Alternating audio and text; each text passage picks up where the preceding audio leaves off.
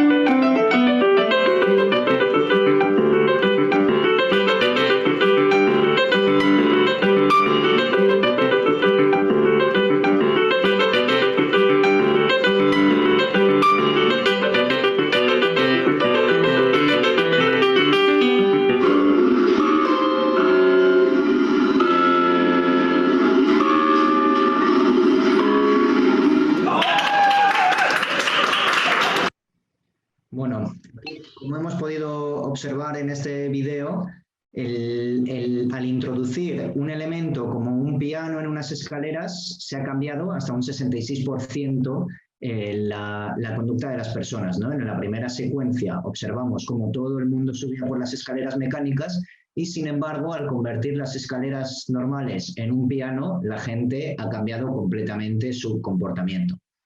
¿Por qué? Porque la diversión ha cambiado, ha hecho que se genere una motivación para hacer el uso de las escaleras. Entonces, uno de los elementos principales de la gamificación es el elemento de la diversión. Y como vamos a ver a lo largo del webinar, vamos a ver que la diversión sirve especialmente para cambiar la motivación para lograr los objetivos que nosotros deseemos. Vamos a ver ahora algunas definiciones de gamificación. El primero es el de Werbach y Hunter, que nos dice que la gamificación es el uso de elementos y de diseños propios de los juegos en contextos que no son lúdicos. Aquí el término de uso de elementos y de diseños propios de los juegos está vinculado claramente en basarse en las características de los juegos. Y la definición de los contextos que no son lúdicos implica que se aplica en otros ámbitos. Es decir, no solamente en el momento, en el sistema del propio juego, sino que se utiliza fuera, como en los casos que hemos visto al inicio, se puede utilizar en el ámbito educativo, se puede utilizar en el ámbito empresarial o de la salud. Otra de las definiciones también de Werbach y Hunter es que la gamificación es el proceso de la manipulación de la diversión para servir a objetivos del mundo real.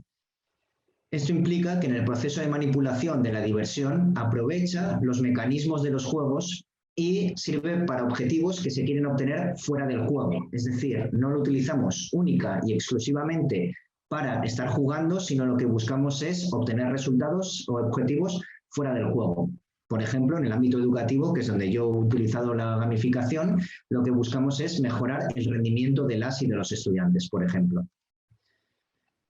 La definición de CAP nos indica que la gamificación es la utilización de mecánicas basadas en juegos, la estética y el pensamiento lúdicos para fidelizar a las personas, motivar las acciones, promover el aprendizaje y resolver problemas. Aquí, una vez más, el uso de mecánicas basadas en los juegos hace énfasis en el uso de los elementos de los distintos juegos. Y la estética y el pensamiento lúdico son los ganchos para atraer a los jugadores. La estética es lo primero que va a atraer a los jugadores. ¿Por qué? Porque es lo primero que se va a ver, el cómo está diseñado de manera estética el juego. Y de hecho, los seres humanos procesamos el mundo, el 70% de lo que nosotros procesamos es a través de nuestra vista. Entonces, la estética es uno de los elementos primordiales en cualquier sistema gamificado.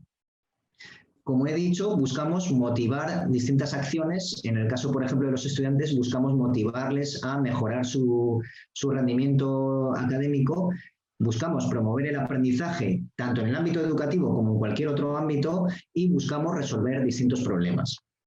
Y la última definición, considero que es la más completa, es la definición de Teyses, que nos dice que la gamificación es la aplicación de los recursos de los juegos en contextos no lúdicos para modificar comportamientos de los individuos mediante acciones sobre su motivación. De hecho, vamos a tomar la definición de Teyses para estar trabajando en el día de hoy a lo largo del webinar, ¿no? Cuando habla de contextos no lúdicos, no implica que no nos podamos divertir. Lo que implica es que un contexto no lúdico viene a ser, por ejemplo, el trabajo en una empresa o el trabajo dentro del aula. ¿Puede ser divertido? Por supuesto, pero no nos estamos basando en un elemento, no es un contexto puramente lúdico. ¿Qué no es la gamificación? La gamificación, por ejemplo, no es la teoría de los juegos. La teoría de los juegos son un postulado de modelos matemáticos que se basan en la interacción, en las interacciones que se dan entre los sujetos que se encuentran en esta teoría de juegos, que pueden cooperar o encontrarse en conflicto entre ellos. Tampoco es hacer de cualquier cosa un juego. Cuando nosotros hablamos de gamificación, tomábamos los elementos lúdicos de los juegos para usar estos principales elementos en nuestro propio sistema para lograr un cambio en las conductas de los individuos que están participando. Y tampoco es añadir de forma aleatoria puntos, medallas, clasificaciones, etc. Hay un término en inglés que se llama pointsification, que vendría a ser puntificación, ¿no? Añadir puntos a todo lo que nosotros nos encontramos en clase, en el aula, en el trabajo, simplemente para evaluar el rendimiento. Si utilizamos de una manera simple las mecánicas de los juegos sin tener en cuenta cuáles son las dinámicas y cuáles son las estéticas de la gamificación, no estamos haciendo gamificación. Y ahora, ¿qué es un juego? La RAE define juego en la segunda acepción como ejercicio recreativo que se encuentra sometido a reglas y en el cual se gana o se pierde. Y como ejemplos, pues nos pone los juegos de naipes, el ajedrez, el billar, la pelota, etc. Nosotros vamos a ver ahora las principales características de los juegos para ver cómo los podríamos aplicar a nuestro sistema de gamificación. Por un lado tenemos el objetivo. ¿Qué es el objetivo? Es el resultado que buscan los jugadores, es lo que quieren conseguir al participar en el juego. Les hace centrar toda su atención y se dirigen a lo largo de todo el juego hacia este objetivo. Que logren cumplir el objetivo o no va a determinar si han tenido éxito o si han fracasado en esta actividad lúdica. La segunda característica son las normas, son las limitaciones que tienen los jugadores para lograr este objetivo del juego. El planteamiento de las normas tiene como fin un desarrollo de las capacidades creativas del propio juego y del pensamiento estratégico que tienen los jugadores dentro del mismo. La tercera característica es el feedback o retroalimentación. Es lo que informa a los jugadores de cómo de cerca o de lejos están de lograr el objetivo. El feedback también se puede presentar de distintas formas. Se puede presentar a través de clasificaciones, de puntos, etc. O bien, si tenemos un único objetivo, ganar o perder, los jugadores lo conocen al conseguirlo. Por ejemplo, cuando estamos jugando al ajedrez, hasta que no hemos capturado al rey contrario o hemos hecho un jaque mate, no hemos ganado. Y, por último, el elemento de la participación voluntaria. ¿Qué implica la participación voluntaria? Implica que los jugadores, en todo momento que están participando en el juego, aceptan jugar conociendo el objetivo, las normas y el sistema de retroalimentación que se ha establecido. Esta participación voluntaria garantiza que la experiencia es agradable para todas y todos los participantes y es deseada por estos mismos. Cuando nosotros estamos jugando, podemos tomarnos diferentes libertades. Tenemos, por ejemplo, la libertad para fracasar. No quiere decir que nosotros juguemos para fracasar. Es la libertad de que podemos fracasar mientras estamos jugando. ¿Y ello qué nos permite? Nos permite explorar, nos permite realizar un ensayo de prueba y error, nos permite divertirnos y, sobre todo y especialmente, nos permite que aprendamos de los errores y mejoremos a partir de ellos. La libertad de experimentar nos indica que podemos ir experimentando nuevos usos, probando nuevas aproximaciones, nuevas estrategias en estos juegos. Y no pasa nada si nos equivocamos o no nos sale bien. ¿Por qué? Porque tenemos esta libertad para fracasar. El tercer punto es la libertad para adoptar identidades o roles. Aunque yo en la vida real sea Ander, en un juego puedo convertirme en un extraterrestre, me puedo convertir en un animal o me podría convertir, por ejemplo, en una mujer, un elfo. Podría adoptar una identidad completamente distinta a la que tengo en el mundo real y mientras estoy dentro del juego puedo adoptar esta identidad y asumir los roles que van ligados a dicha identidad. Tenemos una libertad de esfuerzo. ¿Ello qué implica? Que dependiendo del momento en que nos encontremos en el juego, nos podemos ir esforzando más o menos según lo que nos demande el juego y lo que necesitemos nosotros como jugador. Tenemos la libertad de estar esforzándonos, de estar más relajados, podemos estar más acelerados, después de esta aceleración podemos volver a relajarnos. Entonces, tenemos la libertad para ir ajustando nuestro esfuerzo a lo que se va requiriendo en cada momento. Y por último, tenemos la libertad de interpretación. ¿Ello qué implica? Todas las personas somos distintas y implica que también como jugadores somos distintos. Cada jugador va a experimentar unas sensaciones de manera distinta y por ello es tan importante esta voluntariedad que tiene la gamificación. Como hemos dicho anteriormente, la gamificación se basa especialmente en la motivación. Y para ello vamos a trabajar con la teoría de la autodeterminación. En la en la teoría de la autodeterminación que viene de la psicología, tenemos por un lado la motivación intrínseca. Esta motivación se define como la tendencia inherente a buscar la novedad o el desafío, a extender y ejercitar las propias capacidades, a explorar y a aprender. ¿Esto qué quiere decir? En realidad la podemos definir como hacer algo porque tenemos nosotros mismos y nosotras mismas este deseo, ¿no? Lo hacemos por un deseo propio. Nos sale esta motivación de nosotros mismos. ¿Cuáles son algunos ejemplos de motivación intrínseca? El dedicarnos a nuestra familia, el comer o beber algo que nos apetece o leer un buen libro porque sea lo que a nosotros nos guste. Esta motivación, por lo tanto, depende de cada una y cada uno de nosotros y no esperamos ninguna recompensa por realizarlo. O sea, la motivación intrínseca en sí misma es suficiente como para que realicemos dicha acción. Y por otro lado tenemos la motivación extrínseca. ¿Cuál es esta motivación? Es una motivación en la cual desarrollamos las actividades porque esperamos obtener una recompensa externa. Puede ser una recompensa en forma de dinero, de alabanzas, de reconocimiento, etc. ¿Cuál es el problema? Que muchas veces las recompensas externas no aumentan realmente la motivación y de hecho en algunos casos inclusive puede llegar a disminuir la motivación intrínseca. ¿Cuáles son algunos ejemplos de motivación extrínseca cuando estamos con la voluntad de lograr algunos objetivos? El trabajar lo hacemos muchas veces con la única motivación de obtener un salario a final de mes. Espero que a todas y a todos los que están aquí les guste su trabajo y trabajen también con su motivación intrínseca. Pero hemos de reconocer que en el ámbito laboral la motivación extrínseca es uno de los elementos más fuertes. Y de igual manera sucede en el ámbito educativo. Muchas personas se estudian para obtener un título, el certificado que les permita desarrollarse luego en la labor. Entonces, Este estudio se realiza por la motivación extrínseca de un logro futuro. En los dos casos, la recompensa que se obtiene, bien dinero, bien el título, es una recompensa externa. Dentro de la teoría también, dentro de la parte de la motivación, tenemos que ver acá la teoría del flujo de Csikszentmihalyi. Esta teoría nos habla del estado del flujo como el equilibrio entre el reto y la habilidad. ¿Qué es el flujo? El flujo, que es, en esta gráfica, esto que vemos en esta gráfica, tenemos por un lado el reto que varía de bajo y alto y la habilidad que varía de baja a alta también.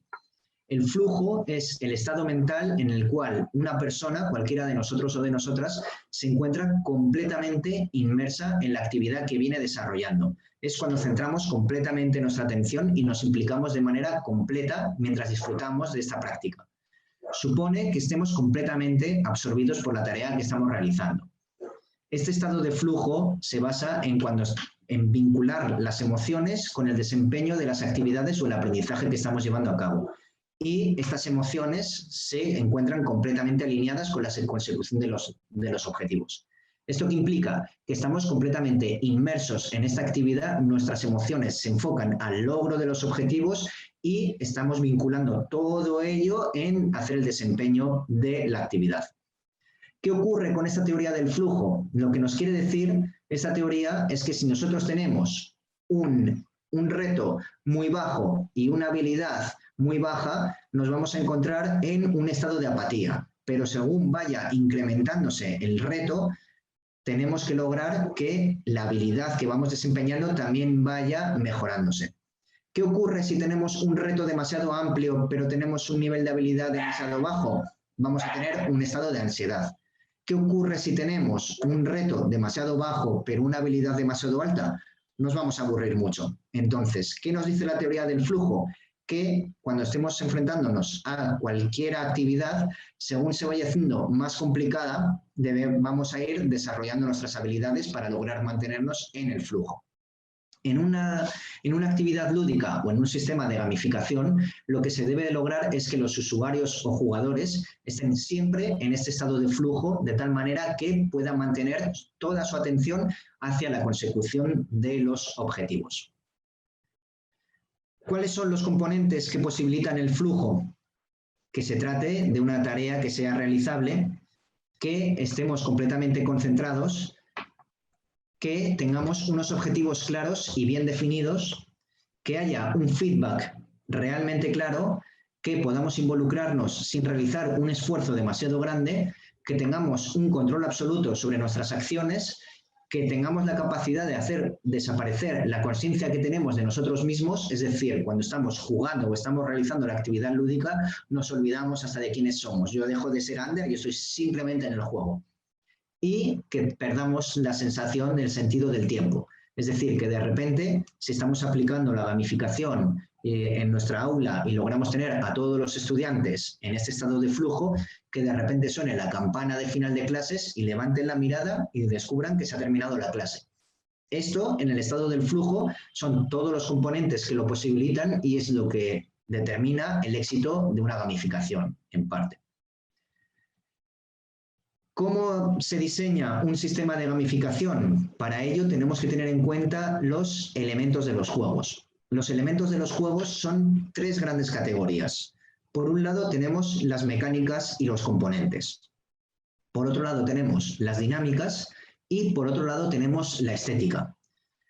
Todos estos elementos son necesarios y se tienen que dar todos juntos de manera transversal. Es decir, si nosotros solo estamos aplicando las mecánicas y los componentes o las dinámicas, sin aplicar la estética no estamos haciendo un diseño de gamificación. Si solo tenemos estética, tenemos algo muy bonito, pero no tenemos ni mecánicas y componentes ni dinámicas, por lo cual no va a ser un sistema de gamificación. Y si tenemos mecánicas y componentes y estética, lo que tenemos es algo que no se va a mover. Ahora vamos a definir un poquito todos estos elementos para que lo puedan comprender de mejor forma. Las mecánicas y los componentes son los sistemas y los elementos que hacen que el progreso del juego o el sistema de gamificación sea visible. Por un lado tenemos, por ejemplo, los puntos. ¿Qué son los puntos? Los puntos son los valores numéricos que se obtienen tras llevar a cabo diversas acciones. Se usan para que podamos dirigir las acciones de los jugadores o los usuarios a acciones concretas.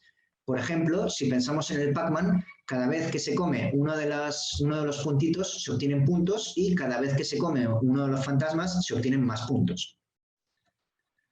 Otros elementos son las medallas. Las medallas son representaciones gráficas de los logros que se está obteniendo en el sistema de gamificación.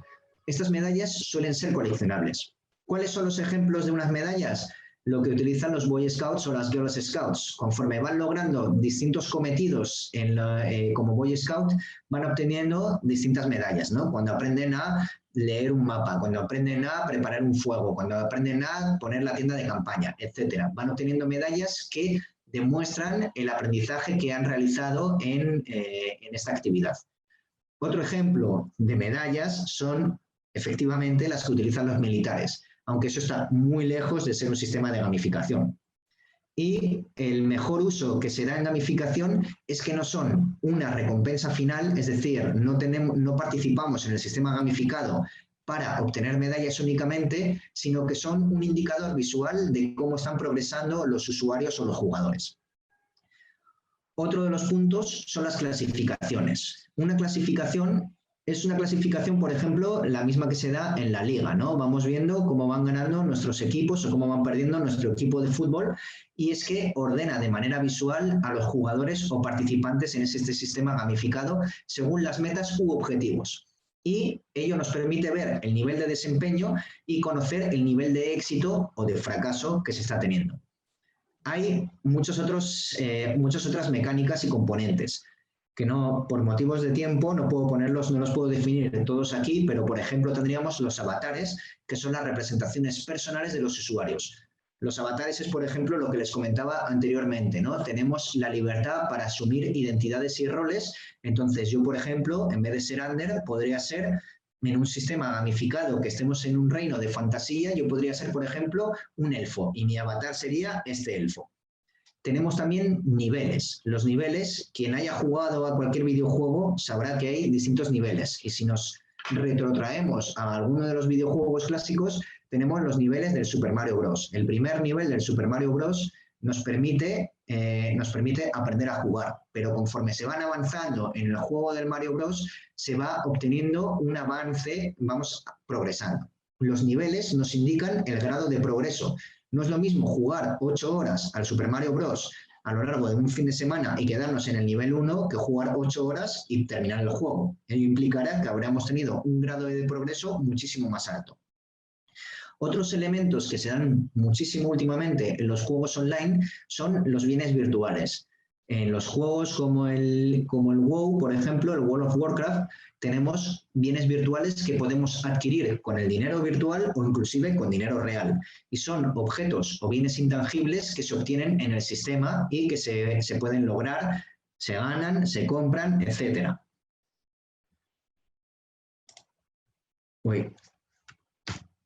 Otro de los componentes de la gamificación son las dinámicas. Las dinámicas, que son los patrones, son las pautas, son los sistemas que se encuentran dentro de los juegos, pero que no son inherentemente parte de los mismos.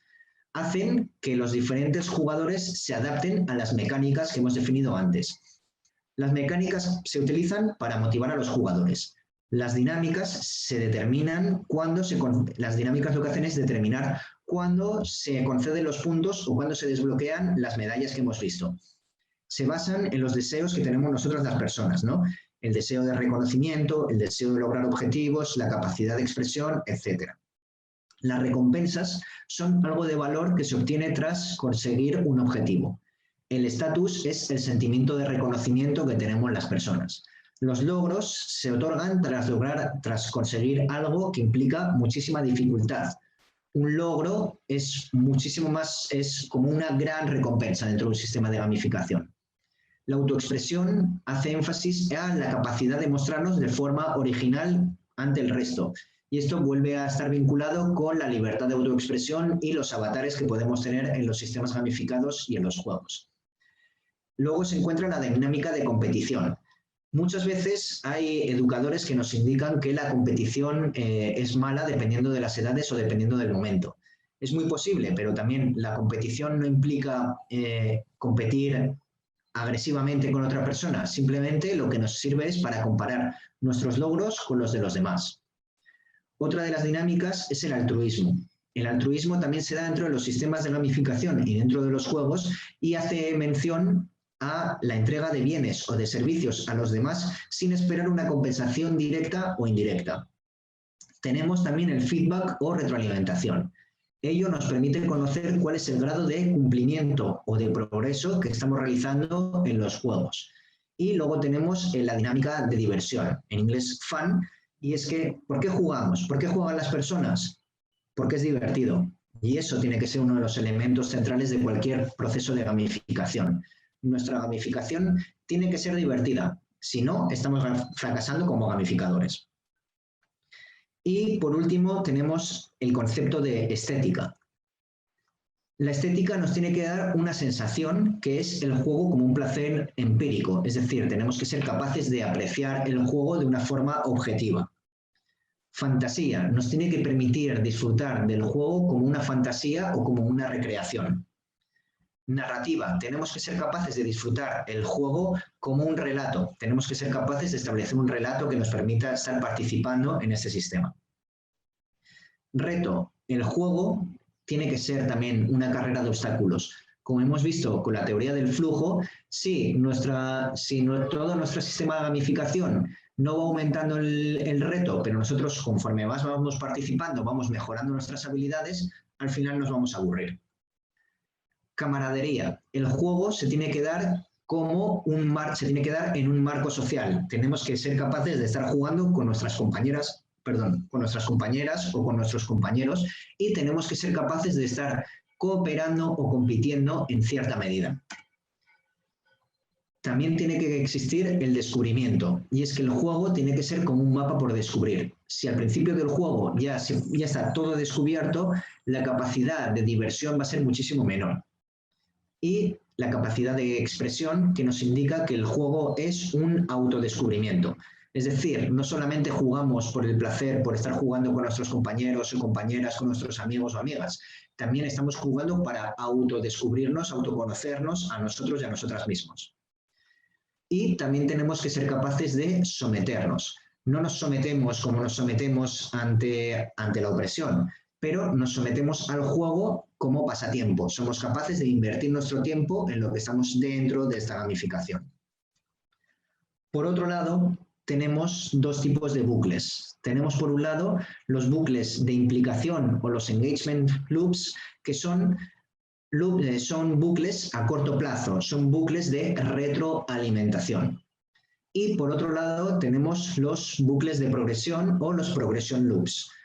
Esta progresión nos indica que se deben ofrecer diferentes fases o diferentes escenarios a todas y a todos los participantes. Los bucles de implicación nos indican precisamente este bucle, ¿no? Tenemos una motivación, esta motivación nos lleva a realizar una acción y la acción, dependiendo de si obtenemos un logro o un fracaso, nos va a dar una retroalimentación, un feedback. Este feedback nos va a motivar. Si lo hemos logrado realizar exitosamente esta acción, nos vamos a ver motivados a seguir avanzando, a mejorar nuestra habilidad. Hemos mejorado nuestra habilidad y vamos a buscar un reto mayor. Si en esta acción hemos fracasado, esta retroalimentación lo que nos va a indicar es que debemos volver a intentarlo y de esta manera, al volver a intentarlo, al volver a experimentar este ensayo de prueba y error, vamos a mejorar nuestra habilidad para asumir el reto que es un reto mayor de lo que nos brinda nuestra habilidad. Este bucle de implicación está completamente vinculado con la teoría del flujo. La aplicación de este bucle en los juegos y los sistemas gamificados nos permite que se cambien las acciones si el resultado no es lo esperado. Ello, por lo tanto, nos lleva a una mejora de nuestra partida o de nuestro juego. Y los bucles de progresión son estos cuatro. Por un lado tenemos el descubrimiento o discovery. Esta es la primera fase donde el jugador se va interesando por el sistema. Esto es cuando nosotros estamos empezando un juego, tanto un juego que estemos jugando con naipes, que estemos jugando al fútbol, estemos jugando al billar, estemos jugando un videojuego, estemos jugando un juego de mesa o estemos jugando a un sistema gamificado, la primera fase es donde todos los jugadores van a empezar a interesarse por el sistema. Es el punto cero, descubrimiento. El segundo punto es el punto de incorporación o onboarding. En el punto de onboarding lo que vamos haciendo es nos vamos familiarizando con el juego, con sus reglas y con sus mecánicas. Los videojuegos, por ejemplo, lo que tienen es el tutorial. Este tutorial que nos indica, nos va indicando cuáles son las reglas básicas de movimiento, de interacciones. Vamos aprendiendo a explorar el mundo en el que estamos entrando. En un juego de cartas, de igual forma, cuando nosotros estamos incorporándonos es cuando estamos aprendiendo a manejar las reglas en el juego de naipes o de cartas y es cuando estamos aprendiendo para qué sirven los ases, para qué sirven las figuras, para qué sirven los distintos números, etc. Bien porque nos está enseñando otra persona, bien porque estamos aprendiendo nosotros mismos. En el punto de apuntalamiento o scaffolding es cuando vamos conociendo todos los recursos que hay disponibles y nos vamos pudiendo enfrentar a retos con mayor éxito. Es decir, ya hemos aprendido a manejar todas las reglas, todas las mecánicas, ya estamos familiarizados con el juego y en este punto es cuando ya vamos asumiendo mayores retos. Esto es el punto de el momento de apuntalamiento es donde se desarrolla la mayor parte de los sistemas gamificados y la mayor parte de los juegos. Y por último, tenemos el punto de maestría o final del juego, llamado Mastery o Endgame. El punto de maestría es cuando ya hemos llegado a controlar absolutamente de manera maestra, valga la redundancia, todos los elementos, todas las dinámicas, todos los recursos del juego. Somos capaces de desenvolvernos con total soltura en este juego, en este sistema gamificado y llegamos al punto de que somos capaces de hacer frente a cualquier desafío que nosotros nos encontremos. Estamos, por lo tanto, en el punto más alto de habilidad. ¿Qué ocurre? Este sistema, este punto de maestría suele darse siempre muy cerca del final del juego. Podemos pensar que llegar a este punto de maestría, cuando nosotros estamos haciendo un diseño de un sistema de gamificación o de un juego, es sencillo, pero sin embargo es la fase más difícil de diseñar. ¿Por qué? Porque supone que debemos lograr como diseñadores una total armonía con todos los elementos del juego que estamos diseñando. ¿Por qué? Porque si nosotros tenemos un desequilibrio entre las mecánicas, las dinámicas y la estética, en un punto bajo puede ser fácil que lo vayamos equilibrando según se va logrando un mayor nivel de complejidad en el juego. Sin embargo, lograr un equilibrio al final del juego implica ser capaces de equilibrar perfectamente todos estos componentes de los juegos. Y la pregunta, ¿cómo podemos diseñar un sistema gamificado? Para saber esto, lamentablemente no tenemos tiempo el día de hoy, así que les quiero invitar a que participen en el curso de gamificación y juegos que estaremos lanzando desde Formación Continua y que estaré dictando. Les voy a dejar ahora con Aarón, quien nos contará un poquito más de este curso que estaremos lanzando. Muchísimas gracias por su atención, espero que lo hayan disfrutado y hayan aprendido un poquito sobre gamificación. Con esto damos por concluido la ponencia. Muchas gracias por habernos acompañado en esta hora y buenas noches.